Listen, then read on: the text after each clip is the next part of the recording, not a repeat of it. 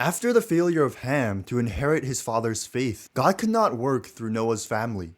As such, 10 generations and 400 years after Noah, Abraham was born to lay the required conditions to lay the foundation for the Messiah. When we look at the providence of restoration, sometimes it seems to unfold very quickly.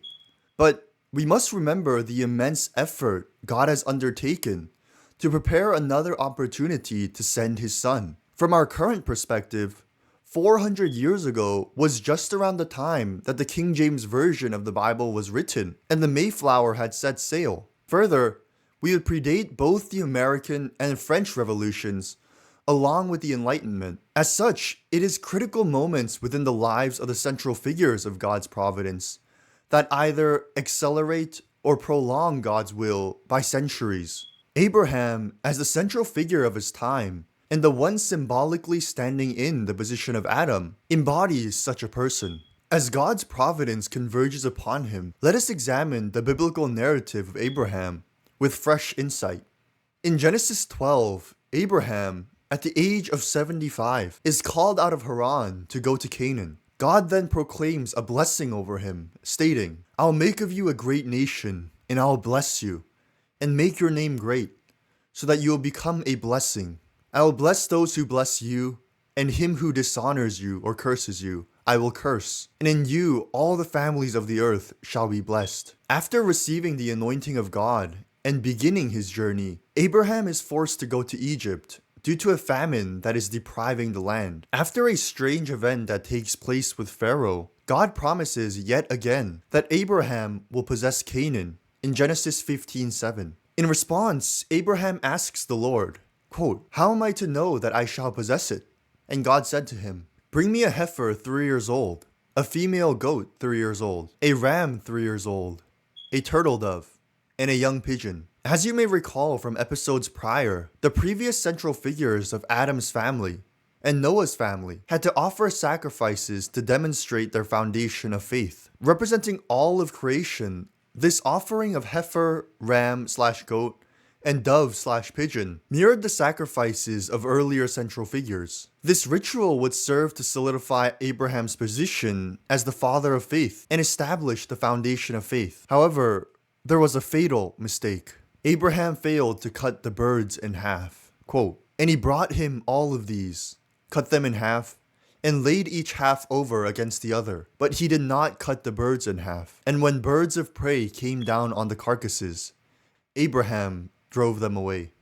The birds of prey that came down to defile the carcasses indicate that Satan was able to claim the offering. Next, when Abraham fell into a deep slumber, quote, "A dreadful and great darkness fell upon him," unquote. It is here that God reveals that because of the failure to cut the birds, Abraham's descendants would live an oppressed life of slavery for 400 years. But why did God issue such a harsh curse on Abraham's descendants for failing to cut a dove and a pigeon in half? Well, all throughout the scriptures, we observe the process of separating good and evil, wheat and chaff. In the case of Adam, he was symbolically divided into two, Cain and Abel, one representing good and the other representing evil. Similarly, in Noah's day, the world was split into two by the flood. Applying the same biblical principle to Abraham, the division of the animals was to represent the same sanctification process of the separation of good and evil. So, when Abraham failed to cut the birds in half, Satan could claim the offering, signified by the birds of prey coming down to eat the carcasses. This failure of laying the foundation of faith nullified the 400-year foundation of time from Noah to Abraham, requiring this time period to be restored through a parallel 400-year period of slavery. Further, Abraham's mistake affected the foundation of substance as well. Following the same pattern of Adam and Noah, the foundation of substance was originally to be fulfilled through the direct sons of Abraham, Ishmael and Isaac, the recreation of Cain and Abel. However, because of Abraham's failure, there was now a delay in providence. It was to be extended over 3 generations to Isaac and his sons, provided that Abraham passed a far greater test of faith. He had to sacrifice his son. Following an encounter with Abimelech, reminiscent of the earlier episode with Pharaoh, Abraham is commanded by God to sacrifice Isaac. Quote, "Take your son, your only son, Isaac, whom you love, and go to the land of Moriah and offer him there as a burnt offering." Although undoubtedly conflicted, Abraham obeys the call. At daybreak, Abraham, Isaac, and 2 other servants journey to Mount Moriah, separating with them the 3rd day. Imagine the internal war that is taking place within Abraham's heart.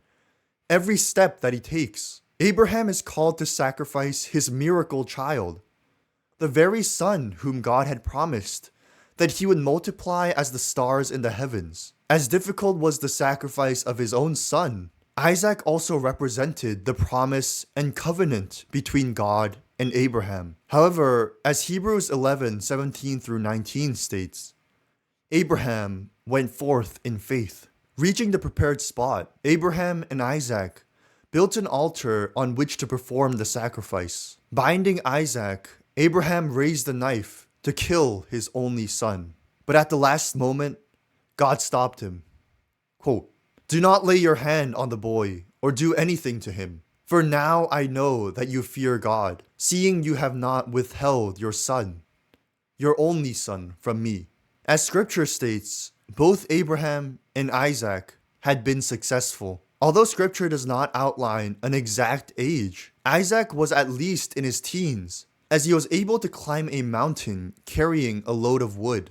As such, Isaac would have known, at least to a certain degree, what was happening, especially when Abraham started tying him up with no offering in sight. Despite this, in the face of potentially losing his own life, he completely united with his father and did not fight back, willingly being placed on the altar. As such, because of Abraham and Isaac's complete unity of faith, God could work through Isaac as the new central figure. In the eyes of Providence, Isaac had both inherited Abraham's foundation of faith and laid his own foundation of faith. Now what was needed was the foundation of substance to be fulfilled through Isaac's sons. Just as God recreated Cain and Abel in Ishmael and Isaac, God would then recreate the same Cain and Abel dynamic in Isaac's sons, Esau and Jacob. Upon their potential unity, the foundation of substance would be fulfilled, laying the foundation to send the Messiah. Next time, as we look at the prolongation of Providence to 3 generations of Abraham,